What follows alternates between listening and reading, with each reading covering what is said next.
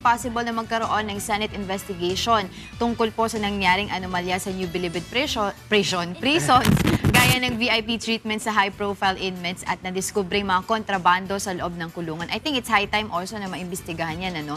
Yan po ay ihahain ng resolusyon ni Senator J.V. Ejercito sa darating na January 2015 para nga busisiin nila yung mga irregularidad na nadiskubre sa loob ng Bilibid. At syempre, sumang-ayon naman dyan si Senator Nancy Binay, si Senator Miriam Defensor Santiago na nagmungkahi ng kanilang mga opinion tungkol nga dyan sa irregularidad dyan sa New Bilibid Prison. Nagbigay nga din ng ultimatum si Justice Secretary Laila de Lima na hanggang December 24 para dyan sa mga inmates na yan na ilabas na nila yung mga iba pa nilang tinatagong kontrabando. At ayon nga dyan kay Senator Ejercito, dapat daw hindi ito palampasin.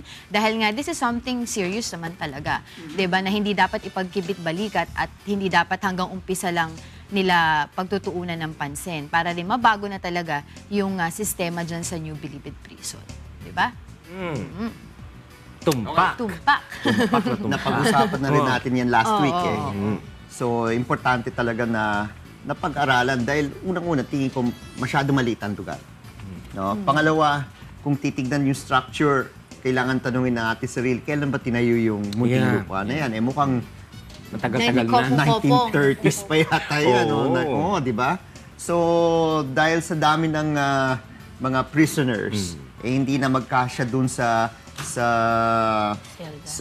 munting lupa. And at the same time, dahil dumadami ang populasyon tapos maliit ang budget, gumagawa ng iba't ibang mga pamamaraan ang mga liderato ng munting lupa kung paano ma-address yung pagkukulang ng national government sa facilities. Siyempre, sabi nga ni Bucor Chief Bukayo, sabi niya, nung na-interview ko siya, Reg, hindi mo maalis daw yung mga kubol na yan. Kasi there are high-profile inmates daw na parang, dahil nga sa sobrang luma na ng pasilidad, no?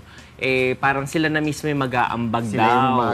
Para daw gumagastos para medyo umayos naman daw yung quarters nila na dapat naman talaga kung kukonsiderahin mo na dapat maayos na talaga at this moment yon dahil nga dapat pinagawa ng gobyerno. Pero dahil hindi ginagawa yun, parang sila na lang daw muna nag-aambag. Kaya lang nangyayari, parang kung sino lang ang may pera, siya lang yung nakakagawa ng mga magagandang mga kubol na ganyan. Kaya parang napapayagan daw. From time immemorial yung mga kubol-kubol na yan. Then, yung tennis court.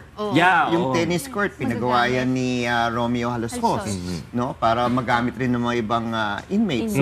So, at least may ibang recreational facilities na pwede nilang gawin. Ngayon, ang tanong, kung tama yan o mali, yun ang kwan. No? Hanggang saan pwedeng payagan ang isang inmate na magpagawa at makakuha ng ilang privileges. Pero kung question po, no, tama ba yun? Kasi sabi nila, ang sistema daw dyan, kung kunyari merong isang high-profile inmate na may kapasidad niya, may pondo, no, ang nangyayari, merong yung mga wala namang kakayanan, gini-give up nila yung kanilang right para magstay sa isang selda. Kunyari, 75 ang, may certain number daw depende sa laki ng selda kung ilan ang kasya na inmates. Ngayon, pag kunyari may isang inmate na kailangan ng pera, magpapadala sa kanyang kamag-anakan, ibebenta niya yung kanyang right dun sa high-profile inmate para hindi na siya makikisiksik doon. Ang ending na yung isang high-profile na lang, sa kanya na lang naiiwan yung isa. Ganun pala yung nangyayari. Hindi ko alam kung totoo, but posibilidad na gano'n. Dahil kung may kailangan ng pera yung mga inmates, no? Siyempre, may pautangan dyan. Nakakita ng maraming pera, maliban sa maybe drug paraphernalia, may mga baril pa, for protection, of course, no? Pero yung tanong, paano nakapasok ang mga flat screen? Hindi naman assembly line yung nasa munting lupa na magagaling sila magbubuhay. Pati jacuzzi, di ba? Pero kung may ibang balita din, kasi may malapit ho dyan na, na village, yung Katarungan Village. No? Meron mga ilang high-profile inmates daw na may-ari doon ng mga bahay doon. Isa nga, nakapag-concert pa raw sa yun na nga sasabihin ko Di ba may music video? I wouldn't doubt na parang minsan lumalabas yun at doon sa Katarungan Village natutulog yung mga ibang high-profile. May naman opinion para sa akin. Wala naman problema sa akin kung magkakaroon ng mga video, ganyan, music video, mga inmate. Unless, kung ginagawa yan ng New Bilibid Prison talaga yung Bucor, kung programa nila. Hindi facility, tapos pondo din ng mismong VIP na inmate, diba? So parang very unfair naman talaga yun Ang for katwiran others. pa nga dyan ni Colanco is that yung para daw, yung ginagamit niyang pagkanta dyan, nire-raise daw niya ng fund niya. Di ba gumagawa din siya ng album niya? Nire-raise daw niya ng fund niya, tapos tumutulong daw siya.